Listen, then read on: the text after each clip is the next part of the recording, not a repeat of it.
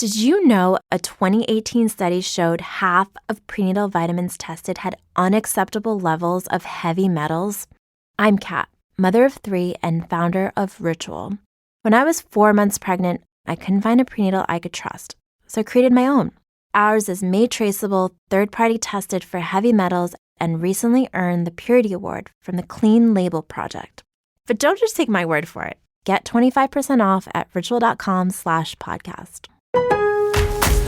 Build up to Black Friday with savings all month long at Lowe's. Get up to 50% off select major appliances, plus take an additional 10% off when you buy select major appliances. And don't wait to pick up holiday inflatables under $20. Don't wait to save, in-store or online now, because Lowe's knows deals. Valid 11/6 through 12/4. Cannot be combined with additional discounts. See Lowe's.com for details and qualifying items while supplies last.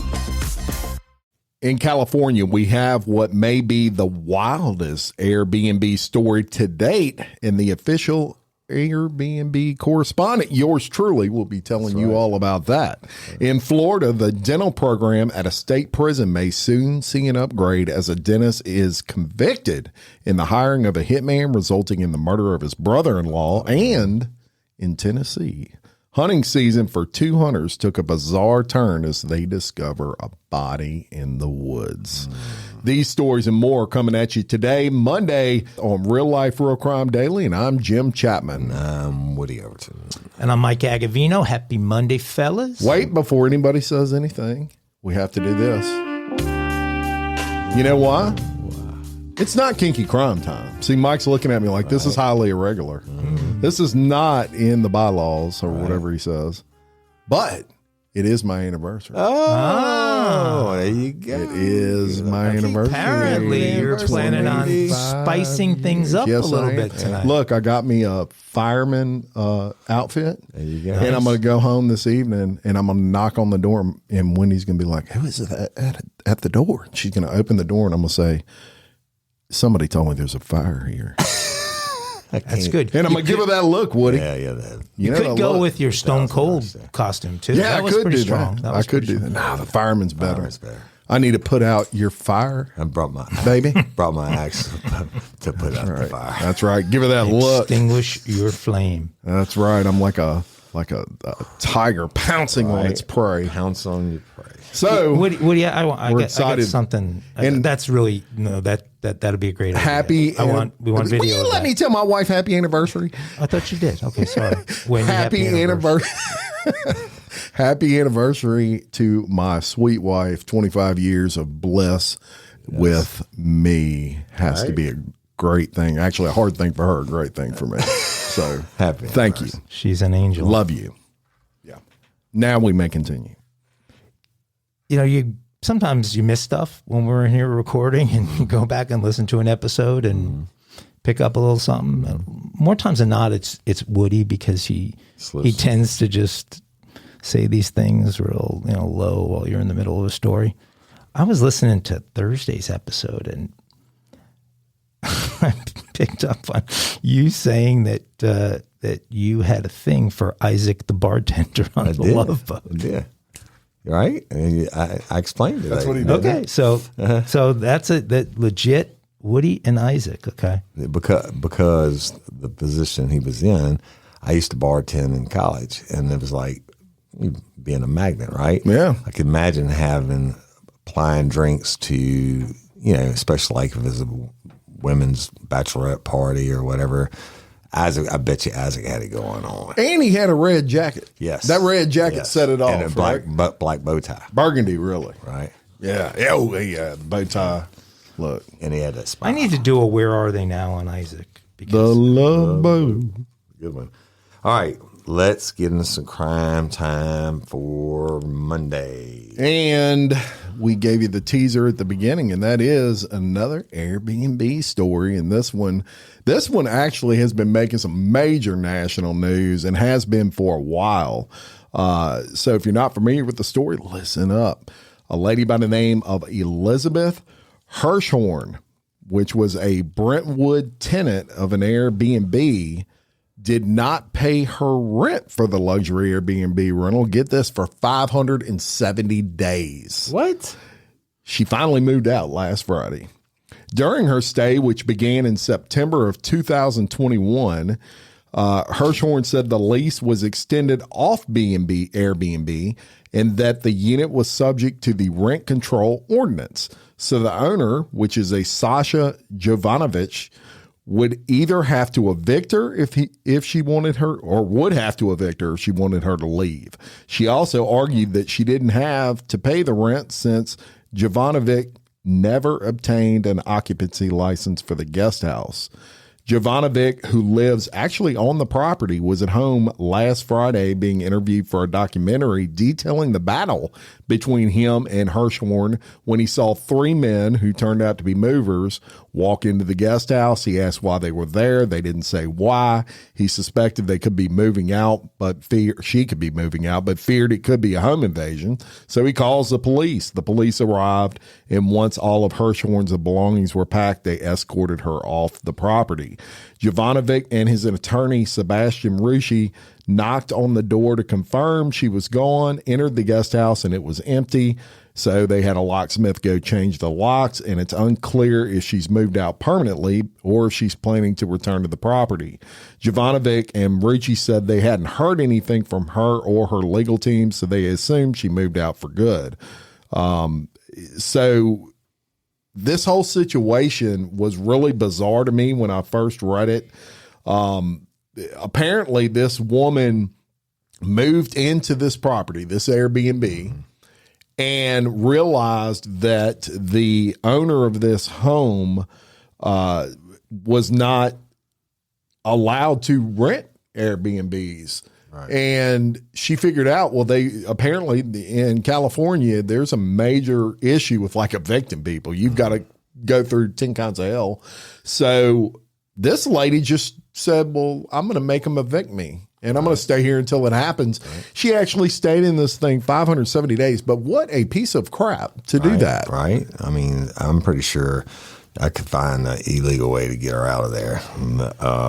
That's crazy. It is one of the most bizarre stories I've ever read. Well, my good buddy of mine, one of my best friends, owns a bunch of apartment buildings in L.A. And during the pandemic, you couldn't. It was like it was like the suspension of paying off college loans. Mm-hmm. If you lost your job, you just say you lost your job, even if you didn't, and you just stopped paying rent, and they couldn't evict you. That's crazy. And so they, everybody felt the pain during that period because they had tons of tenants they couldn't kick out of apartments they were in that weren't paying their rents, and people lost tons of money. So yeah, that is bizarre. I don't know. I don't get it. But she's finally out, so hopefully they'll move on. Hey, wherever she's going, runner beware. But my only thing about that is that's actually was OJ's mansion. It was in Brentwood, and that was the guest house that Cato was staying in. And if the glove doesn't fit, you must have quit. Yeah. All right. Let's go to another story. So there's a former CIA officer is accused of drugging and sexually assaulting at least 24 women during various overseas posting. He pled guilty Tuesday in Washington to federal sex abuse charges. Charges can land him behind bars for up to 30 years. So Brian Jeffrey Raymond kept nearly 500 videos and photographs he took of naked, unconscious women, including many in which he can be seen opening their eyelids, groping, or straddling them, prosecutors say. Now, I told y'all for the sexual deviant, almost as important as doing the act is recording it some way. But these images date back to 2006 and track much of his career with victims in Mexico, Peru, and other countries. The case was just the latest embarrassment for the CIA, which in recent months has seen a reckoning over its secretive and antiquated handling of sexual misconduct claims within the agency. At least 24 women have come forward to tell authorities in Congress about sexual assaults, unwanted touching, and CIA efforts to silence them. The CIA has publicly condemned Raymond's crimes, and Director William Burns in May launched a series of reforms to streamline claims, support victims, and more quickly discipline those involved in misconduct. As this case shows, we are committed to engaging with law enforcement to ensure that justice is served, the CIA said in a statement. In addition, we take any allegations of sexual assault or sexual harassment extremely seriously and have taken significant steps to ensure we maintain a safe, inclusive, and respectful environment for our workforce. Prosecutors described the 47-year-old Raymond as an experienced sexual predator who kept detailed accounting of potential victims organized by name, ethnicity, and notes of their physical characteristics. Investigators combing his devices found an incriminating online search history for phrases such as Ambien and alcohol and pass out and vodka and Valium. In one email to an online pharmacy, Raymond wrote, "Hello, do you have chloral hydrate for insomnia?" Right? Like, get the fuck out of here. For insomnia. When he was arrested 3 years ago, Raymond had been stationed in Mexico City where he would meet women on dating apps and invite them back to his embassy leased apartment for a few drinks. The San Diego native, who is fluent in Spanish and Mandarin, was only discovered in 2020 after a naked woman Raymond met on Tinder screamed for help from his balcony, which got a worried neighbor to call the cops. U.S. officials scoured Raymond's electronic devices, began identifying the victims, all of whom described experienced some form of memory loss during their time with him. Raymond pled guilty to 4 of 25 criminal counts, including sexual abuse, coercion, and transportation of obscene material. And as part of the agreement announced Tuesday, he faced between 24 and 30 years in prison. Right? Wow. Always an asshole in every crowd. And somebody who I guess thought his position put him above the law and no one was ever going to come after him. Yeah, I mean, so the CIA. And fluent in Mandarin, that's impressive. Yeah, the CIA is not authorized to conduct any type of business on U.S. soil. Right, on U.S. soil. So he really thought he was safe because he's in Mexico City and Peru, places like that. Little known fact, I'm also fluent in Mandarin. Really? Yeah. I bet you I'll give us one. Dang dong. They call me Fletch. Remember that? Chevy Chase? Yes, I love Fletch. It's the last funny thing he did, but yeah, it was very funny.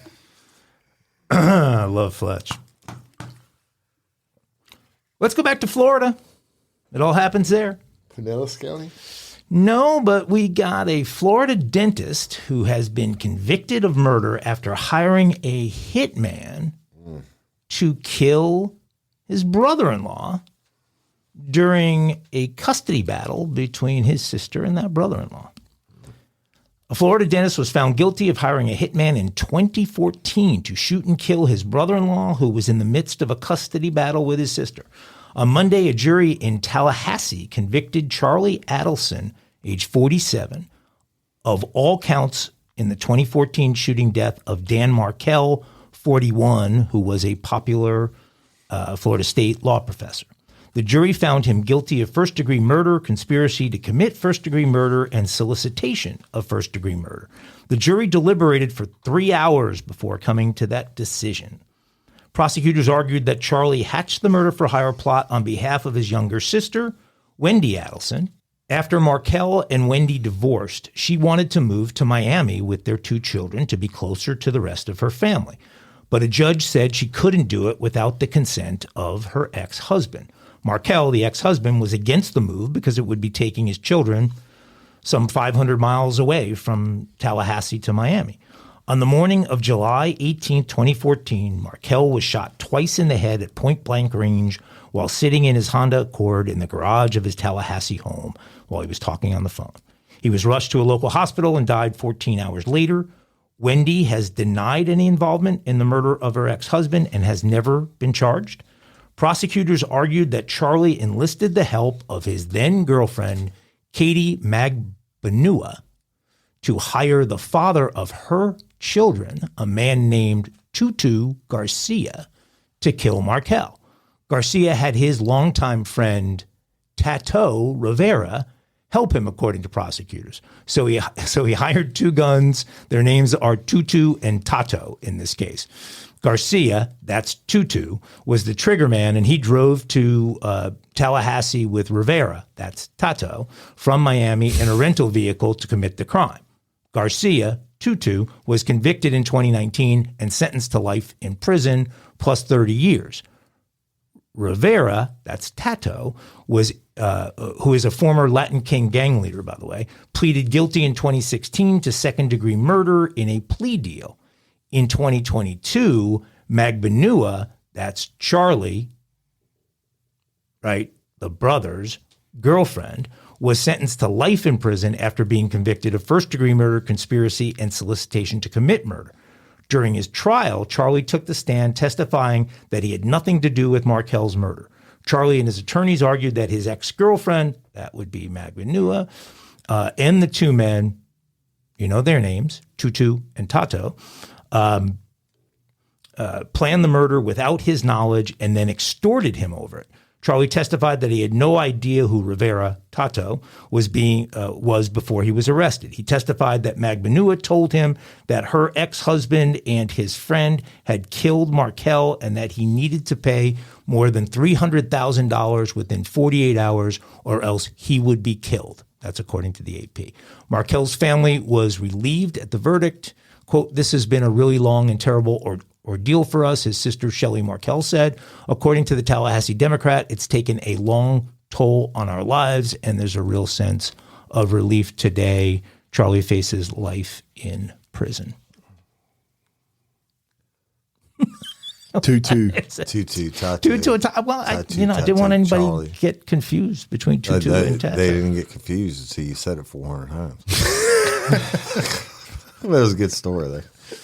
Ted Lang. Yeah. You know who Ted Lang is? I heard that name. Well, look, and you know the sad thing. I heard that name. Isaac's real name. Isaac the bartender. Ted Lang. Oh, is it?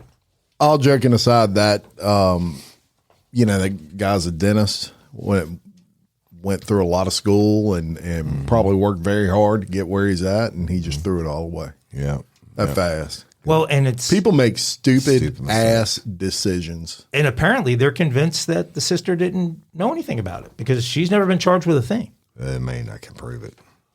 Spark something uncommon this holiday with just the right gift from Uncommon Goods.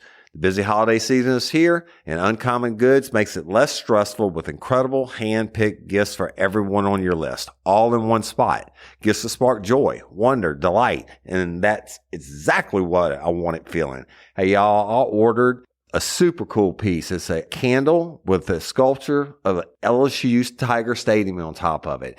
And each officially licensed laser cut wooden replica features up to 4 layers of detail, creating a bird's eye view of a specific football field, seating section, and more. And every label includes your stadium's name, the team's logo, and school location. And it has a coconut, soy, vegan wax infused with sandalwood smell that creates tailgates and touchdown scent profile, reminiscent of game day. It's invigorating like fresh cut grass and nostalgic like smoke from a pre-game grill, and calming like the crisp autumn air of a new semester on campus.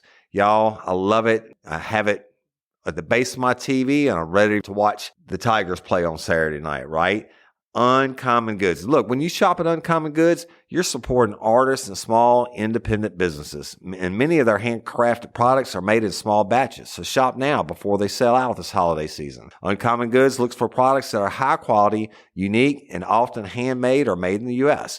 They have the most meaningful, out of the ordinary gifts anywhere. They even have gifts you can personalize. From holiday hosts and hostess gift to the coolest finds for kids to hits for everyone from the book lovers to diehard sports fans. Uncommon Goods has something for everyone, not the same old selections you can just find anywhere. And with every purchase you make at Uncommon Goods, they give $1 to a nonprofit partner of your choice. They've donated more than $3 million to date. So to get 15% off your next gift, go to uncommongoods.com/RLRC. That's uncommongoods.com/RLRC for 15% off. Don't miss out on this limited time offer. Uncommon Goods, we're all out of the ordinary. Hey, y'all, let me tell you about Gobble. All Gobble meal kits are pre-prepped. That means less work for you and less waste in your kitchen.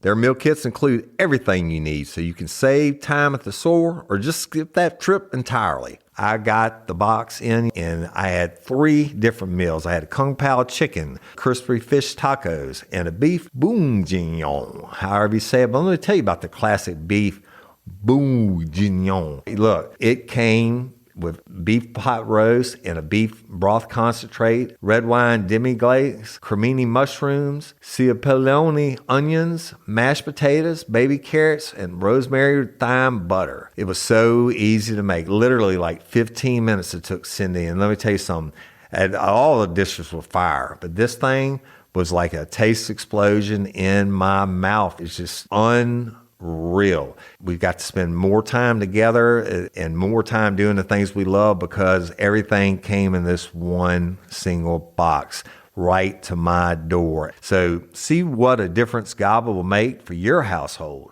Right now, they're offering my listeners a fantastic limited time deal. You get $120 off across 4 boxes plus free shipping and free cookies. And let me tell you, those cookies, I ate one that was sin baked and it was delicious. Go to gobble.com/real life. That's GOBBLE.com/real life for $120 off your first 4 boxes. This offer is not available on the home site, so don't miss out. This is genius. It's taste explosions in your mouth like you never had. I don't know. All right. Well, I'll tell you what, if they had I guess like a picture of a piece of shit in the dictionary on next story, this person giraffe shit or just generic shit? No, this guy's an asshole right here. A Los Angeles County coroner's investigator has been arrested on suspicion of stealing a gold chain and a crucifix from around the neck of a dead man. Oh, yeah. The suspect, a 34-year-old man, faces 1 felony count of grand theft and 1 misdemeanor count of petty theft. While responding to the heart attack death of a warehouse worker in January, the investigator was recorded on surveillance video removing the crucifix necklace from the body and placing it in his medical bag. He did not return the item or document as is required in a property receipt. In addition, when authorities searched the suspect's desk, they found antique coins with a receipt in the name of a man who died in November of 2022. Wow. The suspect, employed by the medical examiner's office since 2018, had handled the man's death investigation. District Attorney George Gascon said the allegations represent a violation of trust of the community, and says the theft of items, potential family heirlooms, and sentimental pieces from the deceased not only violates this trust, but desecrates the memory of a loved one. Yep. Chief Medical Examiner Dr. Uday Ukpal said his office was cooperating in the investigation. That's about as low as you can get in life, in my opinion. Had it happened before, I had to investigate a deputy coroner. And when they go out on death scenes like that, they take all the medications that the people are on. And they're supposed to dispose of them. Yeah. And I can't remember, somebody ratted him out, one of the Acadian workers or whatever, but he was taking all of the narcotics, whether it be pain pills or benzos or whatever, and it evidently had been doing it for a long time. And I ended up, I need to tell a story on Original Real Life Real Crime, which drops on Tuesdays, but I ended up getting a confession out of him. And he had an addiction, and the ones that he didn't take, he sold to whomever. Well, I'll tell you, it's 2018. This guy had been employed. Yeah. He's been doing it forever. Yeah, and it's just despicable. That's crazy. Just another reason to reach out to Roy, Kristen, and Kristen at Parish Forensics and let them do the autopsy for you. Right, because underneath the giant American flag in Broussard, we love them. All right, next story. And I know we say this pretty often, but this is a particularly brutal, tragic, and sad story that I'm about to tell you. But y'all, it is real life, real crime. We can't always do stories about killer whales, right? So here must have recommended for those who don't want to hear about senseless murder of a 5-year-old. Prince McCree was found blood-soaked, bound, and gagged in the fetal position on October 26, just one day after his disappearance from a multifamily home. A teenager, Eric Mendoza, 15, and his adult accomplice, David Patera, 27, are accused of beating and stabbing the little boy to death after playing video games with him. Mendoza and Patera are accused of placing the 5-year-old McCree's bloody, lifeless body in a garbage bag before dumping it in a dumpster in Milwaukee and then telling police they didn't know where the boy was. Police found Prince's battered body near the home, and he and his family shared with several other people, including the two suspects, Patera and Mendoza. Court documents say that the little boy's mom last saw him the morning of October 25th. He was sick, so she kept him home from school. The boy wanted to go into the basement of the residence to play video games, which he frequently did with Patera. The mother assumed the boy was playing with the 27-year-old, but when she checked the basement later, it was dark and empty. A detective searched the basement and spotted blood on the cement floor near the carpet runners. Patera, who was down there at the time, immediately tried to move the runners to cover the stains.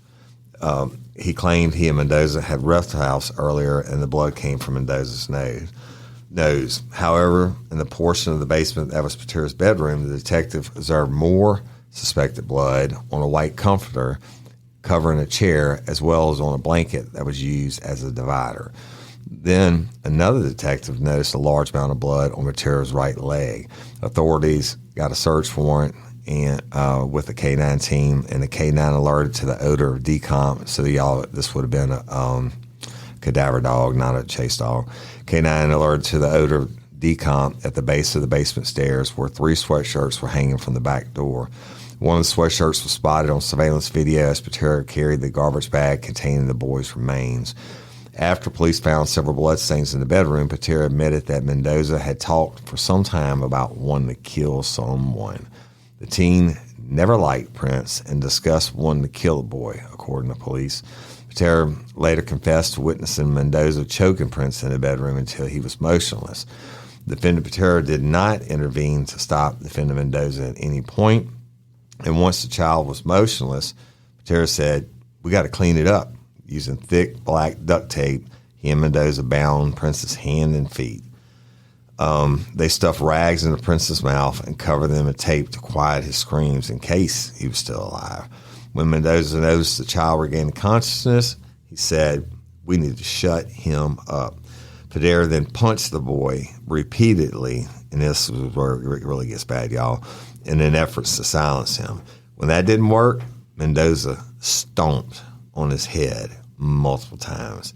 When he continued to whimper, Patera grabbed a 30-pound barbell and dropped it on the child's head. Believing that he was dead, Patera Mendoza placed his body in multiple garbage bags. When he began to make noise again, the pair took turns striking him in the head with a golf club. Oh my God. Police recovered a black-handled butterfly knife that Mendoza confirmed he used in 3 separate stabbing incidents.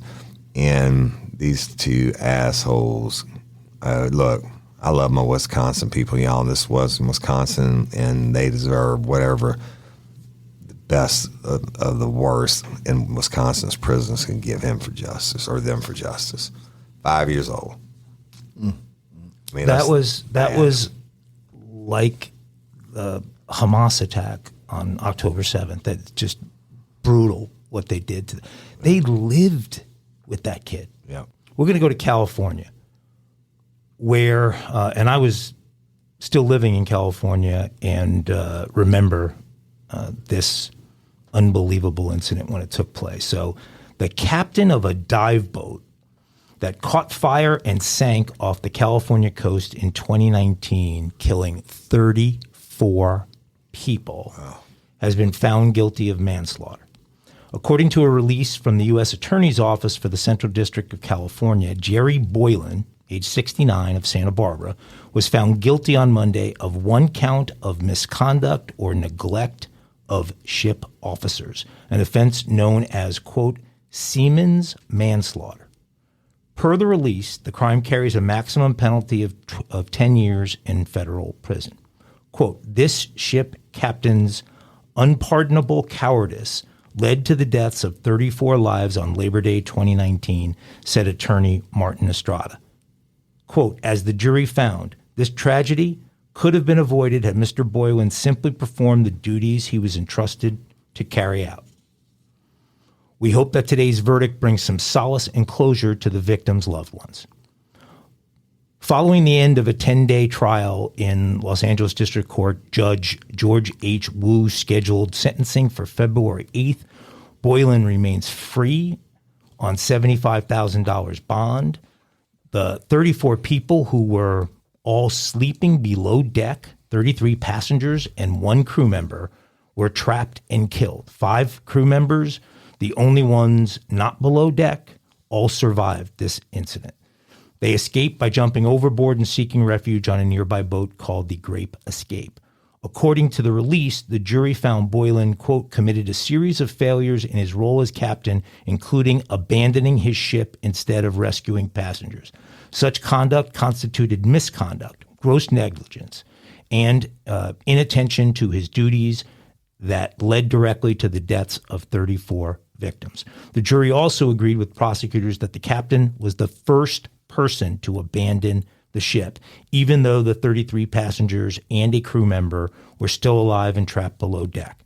Boylan also failed to perform any life-saving or firefighting activities or use the boat's public address system to warn passengers and crew members about the fire.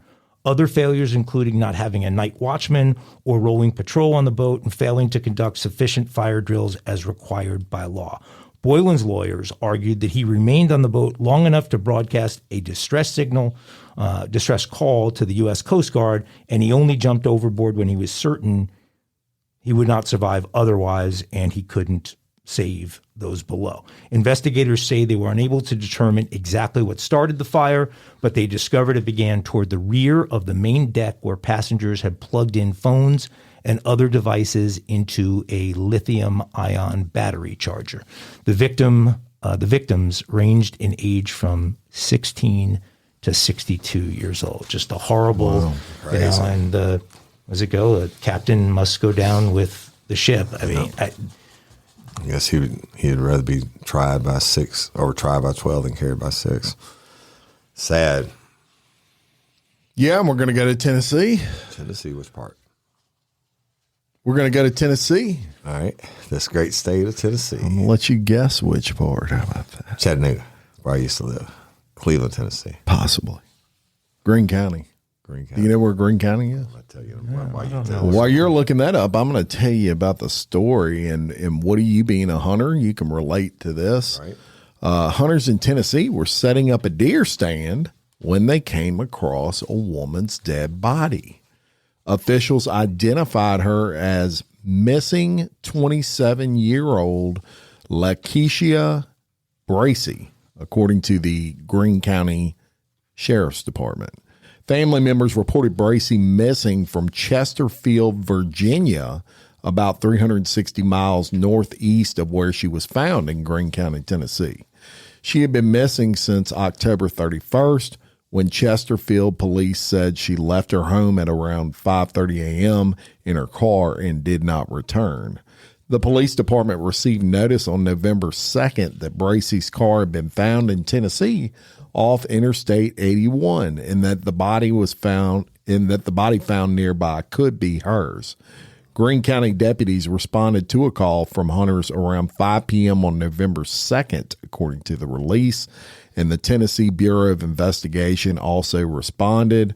Her body was then sent to forensics for examination, but her cause of death has not been determined yet. They do say that foul play is not suspected, which I found strange. That's found it kind of in the middle of the woods. Because Greene County, Tennessee, believe it or not, is actually northeast of Gatlinburg and shit. We used to go up there all the time, and that's got to be. I know it's near the Virginia border. It's just weird. How do you figure there's no foul play? The only thing I can figure is there was maybe signs of suicide on the scene, or not saying that that's what it is, but maybe like the guy in Baton Rouge was overdosed and they rolled him up and just really strange that I don't know. I mean, we'll follow the story and kind of give you an update when they determine the actual cause of death. Very, very interesting. But with it being hunting season, that's one thing I would, you do hear about these stories of people stumbling across these bodies and missing people this time of year. Right. And we've been doing all our food plots and on the tractors, and we just got them planted last week. So hopefully we got the rain this weekend that we needed. But you see shit that you just, it should untouch the rest of the year. Right. You, Jim, should be doing this next story because you are the professional. I thought so too, Woody. It was sent to you. Trade me one. Trade me your next one. You gonna trade stories with me? Okay. I need you to do it because that's your jam. All right.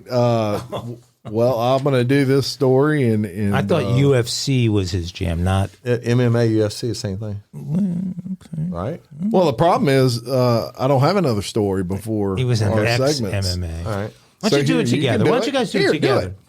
Yeah, you do the first part, and I'll do the wrap up. All right. How about that? All right, so here we go, y'all. So when you're a knife wielding maniac, it's always good to know who you're attacking before you attack, and you should probably make it a priority not to attack former MMA fighters, but Omar Marrero isn't that smart. A former MMA fighter sprung into action to take down a man who confronted him with a knife. In a Miami parking lot last Wednesday at around 4 a.m. after going out during a Halloween night, ex-fighter Javier Baez, did I get that right, Jim? You got it. Yep. Was confronted by a knife-wielding man. The man, identified as 50-year-old Omar Marrero, allegedly broke one of Baez's car windows before entering the vehicle from the driver's side door in an attempt to cut him with a knife. Baez then tried to calm the angry Marrero down and lower the temperature of the situation. But as Baez was slowly getting out of the car, Marrero grabbed another knife. And according to Baez, guy was out there screaming on the phone, literally was fighting for a while with some woman. He tapped on my door window. I told him to leave me alone. And then he came in with a knife, and I told him to leave me alone. Take it from there. Yeah, so I'm calling the cops. I hope he doesn't break my window. That's all I cared about. When Marrero then attempted to charge at Baez, that's when the former fighter took matters into his own hands. He blocked off the attack from Marrero and picked up and then slammed the knife wielder to the ground in a move reminiscent of something he'd do in the ring. When you train so many times, it just becomes reflex. Once it came to that, it's all instincts. I couldn't do much but react. I've been training my whole life. Black belt, jiu-jitsu, wrestled in college. I've got 8 pro fights, MMA masters. I've got great training partners. Though his last fight was in 2018 and his final win came in 2016, Baez said that he had the right mindset when confronting the dangerous situation in the parking lot. I stayed calm, kept my balance, kept my composure, didn't bring him down and start beating on him. I just took him down. After putting Marrero in a chokehold, Baez was able to hold down the assailant with his knee and call the cops, who eventually apprehended the suspect. He said that he was not hurt in the chaotic moment, and Marrero now faces charges of burglary with assault and battery and aggravated battery for the incident. See, how would you like to pick a fight with someone? You just don't know. He picked with this dude, and this dude is a trained killer. And let me tell you, training. Look, I almost put on your jiu-jitsu outfit this morning because I had the shivers. That's hanging in the studio. There you go. That's really the thing when it becomes muscle memory and you don't even think about it. Number one, most people in a fight have never been in a fight, right? And so when they get in a fight, their adrenaline raises so high and they don't remain calm, so they gas out in 30 seconds. Right. Most people, if they want to fight you, let them kind of get their jollies for about 30 seconds, and then they're going to be puking on themselves, and then you go to work. Right. And that's essentially what this guy did. He just, Reverted back a professional to muscle fighter memory. is going to beat the shit out of 99% of people out there. There's a video on this. Yeah. He didn't wait the 30 seconds. No, he didn't. Well, he took this guy down in like half a second. Right. It was over. Yeah, he was trained and highly trained at that. But even just your layman person that knows nothing, if you just remain calm, you've got an edge. Right. You've got an edge. Someone takes you to the ground, wrap your legs around them, pull their neck down towards your chest, and just hold on to them for about 30 seconds. Till they gas out. And then they're going to want to be let go. Right. And that's when it's time to go to work. Right. Yeah. There you go. So Good job. So Good job. now, officially, MMA, UFC. What about anything involving a boxer? I kind of like boxing, but Okay. I just need what to he keep can this do to straight box. for the board so we don't get into trouble like I did on I that thought it was a earlier good story with Yeah, Jim. That was a good split. You didn't get in trouble. We just split it. Hey, ladies, are you feeling overwhelmed by hormonal changes? Well, you're definitely not alone. There are more than 1,000 hormone disruptors living in our environment right now. It's in your food, your water, the air you breathe, the clothes you wear, your skincare products. They all mess with your hormones. Then there's the natural hormone changes your body goes through, premenopause, menopause. And while it's a natural process, it doesn't mean you have to suffer through it. The good news is you don't have to suffer through it anymore because now you have Hormone Harmony, a formula made only with herbal ingredients that are shown to reduce hormonal symptoms in women of all ages. Hormone Harmony is not just a hormone supporting supplement, it's become a phenomenon. Women can't stop talking about it on social media. A bottle of Hormone Harmony is sold every 24 seconds. And the biggest benefit? Well, my wife says it makes her feel like her own self again. And that's what women mention over and over in the reviews. And there are over 30,000 reviews for Hormone Harmony. And for a limited time, you can get 15% off your entire first order at happymammoth.com. Just use code RLRC at checkout. That's happymammoth.com and use code RLRC for 15% off today. That's happymammoth.com and use code RLRC. When you need mealtime inspiration, it's worth shopping Kroger for thousands of appetizing ingredients that inspire countless mouth-watering meals. And no matter what tasty choice you make, you'll enjoy our everyday low prices. Plus, extra ways to save, like digital coupons worth over $600 each week and up to $1 off per gallon at the pump with points. So you can get big flavors and big savings. Kroger, fresh for everyone. Fuel restrictions apply. Jim, we're going down under. Down under. I'm going to be going down under tonight. I couldn't resist that. Boom, Jim. There's no way that you're going to be brave enough to leave that in. I'll totally leave that in. I want to hear that in this totally episode. leave that in. I'm going to leave this on. All right. It's my anniversary. It's your wife. Okay. It's a little south of the border. I think that's another boom, Jim. That's two I want to hear in this episode. All right. Okay. That's funny. So you're not going to do a little Australian farmer accent for me? Let's throw a little shrimp on the barbie. Hey. Okay. I think we've taxed Jim a bit in this episode. So Mike. An Australian farmer says he survived being bitten by a 10-foot saltwater crocodile who tossed him around like a rag doll. You know how he did it? Punched him in the nose. He bit that croc right in its eyelid. Nice. Colin Devereaux, Sweet. a veteran cattle rancher in his 60s, spoke about his heroic survival in the Australian outback as he prepared to leave a local hospital where he spent nearly a month recovering from his injuries. He had been on his way to build some fencing near his home in Twin Hill Station in the Northern Territory when he was suddenly attacked while stopping at a lake known as Billabong to watch some fish swimming. I took 2 steps and the dirty bastard crocodile latched onto my right foot, Devereaux told Australians ABC News. Devereaux said at first he tried kicking the scaly predator in the ribs with his free left foot before deciding to use his own teeth as a weapon. I was in such an awkward position But by accident, my teeth caught his eyelid, the rancher recalled. It was pretty thick, like holding on to leather, but I jerked back on his eyelid and finally he let go. Devereaux said the entire attack happened in about 8 seconds. Having freed his leg, Devereaux took off running toward his car, but he wasn't done yet. The toothy attacker started running after him and chased him all the way to his car, but the farmer was able to get in his vehicle before the angry croc got to it.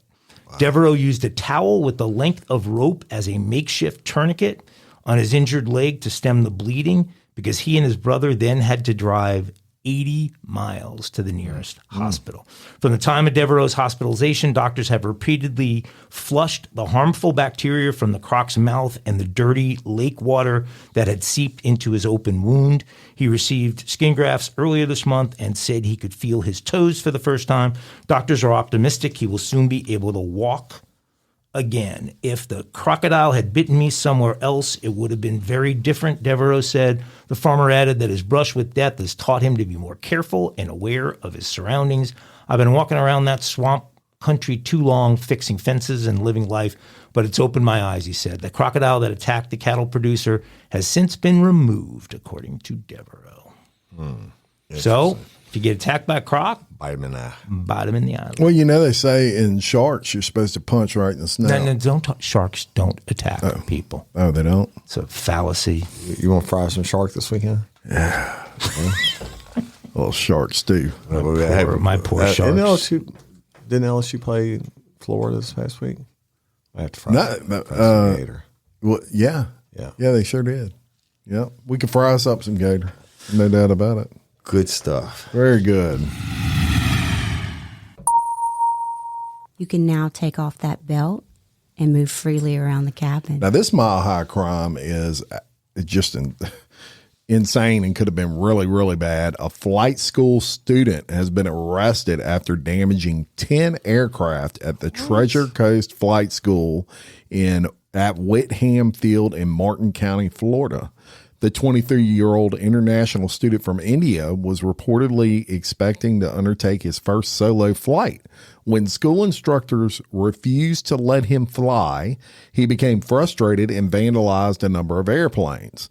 The incident came to light when school officials reviewed security footage and contacted police. Some of the damage they think he may have done and would maybe not have been detected until they were airborne, which would have impacted the ability to land. This from Martin County Sheriff William Snyder. Among the items vandalized was the plane's throttle, a crucial control mechanism that regulates the power or thrust produced by the engines of the aircraft. The flight school has grounded all affected aircraft, and the planes will remain non-operational until mechanics can assess and determine the extent of the damage to each aircraft. The 23-year-old student was arrested at the Whitham Field Airport and is in some serious shit.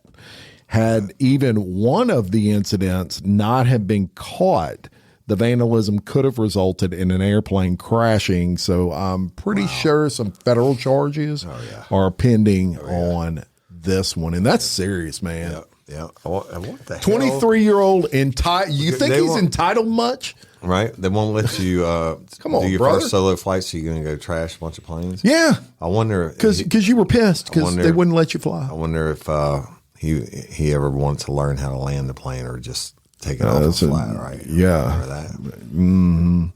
Well, it's that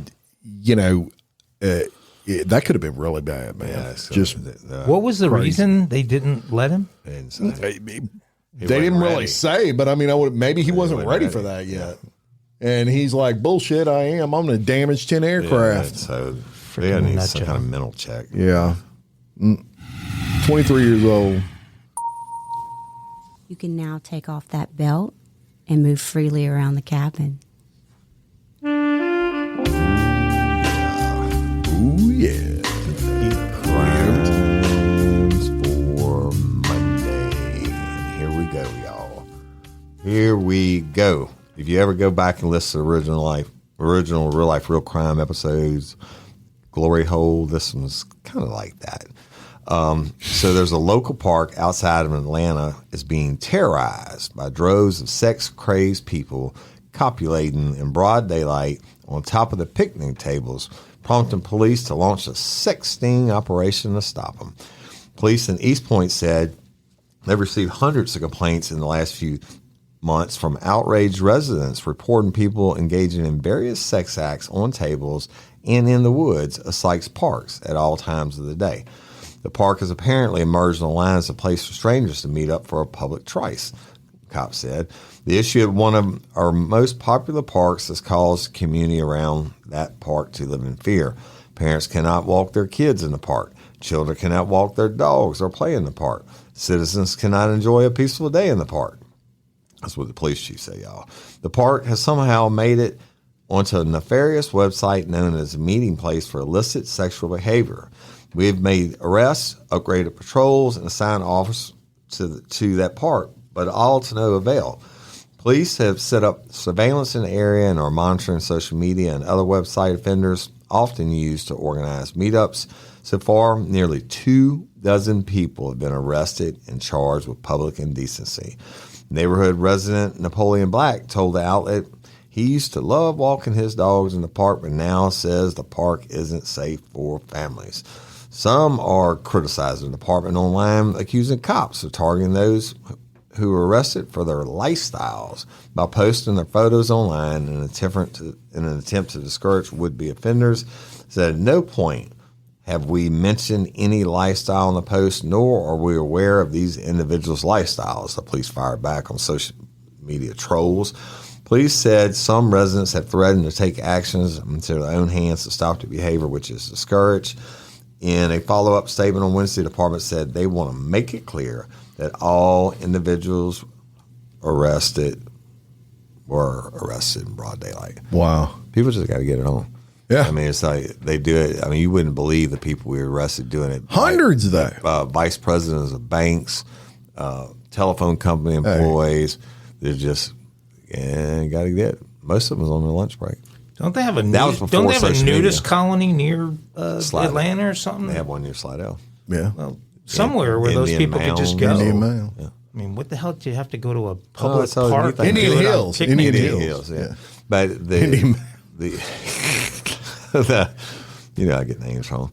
But the park thing has always been a thing. And it's just what people do. But usually it's in the dang woods, isn't it? It ain't like on the picnic table. Shit. Yeah, you're right. Usually in the woods or in the bathroom. Hey, that's a kinky. It was all kinds of people, kinkiness right? going on. It wasn't just gay people or just hetero, because what's the lifestyle comment I'm sure about? somebody, Swingers. They started putting up the photos of the people they arrested to try to say, look, you come in this park and do this, we're going to arrest you and put your photo up too. And somebody got mad about that and said, yo, you're only doing that because of my lifestyle. Yeah. No, and they were doing it because you were fucking in daylight in a public park. Yeah. And they said it was hundreds. Right. You know, right. Crazy. Kinky. Kinky. And Gotta a have it. nefarious website that sets up those meetups. Now Aga's going to be researching it. Yeah. Well, It's for research, honey. I swear. all for research purposes.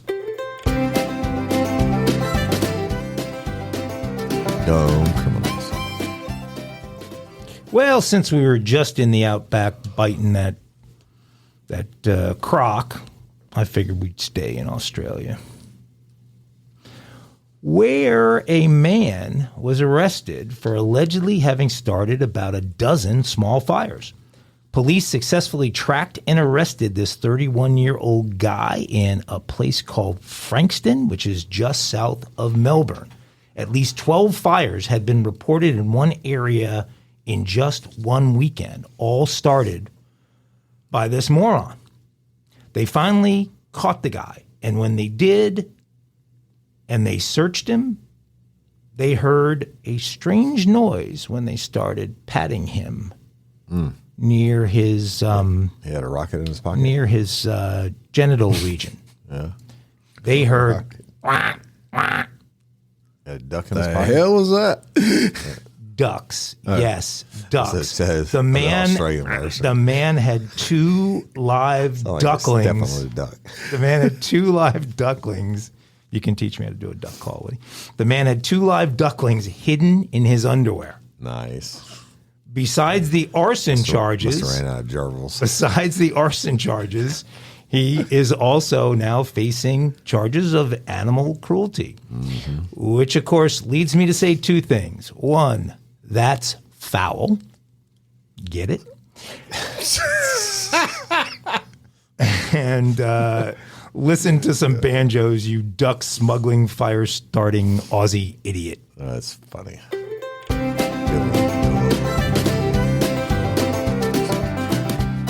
The duck smuggler. Ducks. It's really foul. Right. That joke was foul. The joke's foul. I bet his sweaty balls were killing those baby ducks. Who was the actor Sweaty that balls? had Sweaty the balls. the story that wasn't true about the gerbil? Oh, Richard Gere. Yeah. Remember there was always the story about the gerbil? But people, How do you know it wasn't true? It wasn't true. people do put gerbils in their ass? Well, Yeah. apparently some Aussies like to try gerbils, baby ducklings. One time I had a guy to put Natalie, figure this the fuck out. Put a light bulb inside his ass and had to go call it and go to Mercy. You know how he did it? He covered it in plaster, what do you call it stuff? Plaster of Paris. Plaster of Paris, and shoved it in his ass, and then he realized he was in a bind. He had What to the call hell? Yeah, people put A all light kinds- bulb. He should have been on Jackass. Yeah. No, people do that. That's for real. Mostly it's sex toys that people go to the Mercy room for, but they do animals. I have to say something that I can't get that story out of Milwaukee out of my head. With that baby boy? That's just of all the horrible things that we've done so many horrible stories. Just Yeah, wow. to think 2 people would do that to a 5-year-old kid. Logan's running, death row inmate in the state of Louisiana, killed him and his lover, killed a little boy. I think it was like 8, but they did a lot of bad shit to him before they killed him brutally with all the raping and everything else. Yeah. Happens all the time. Yep. And Sadly. hey, this is real life, real crime, and it's hard to hear, but yeah, that's what it's about. All right. Any final thoughts? No, I just want to thank everybody again, as always, for liking and sharing, and leave us a review if you're so inclined, and check out all the new stuff that Jim's getting up on us on these episodes, on these apps, and Real Life Real Crime Community app, and the Real Life Real Crime Daily page, and everything else, right? That's right. TikTok. Tickety-tockety. Tickety Talk.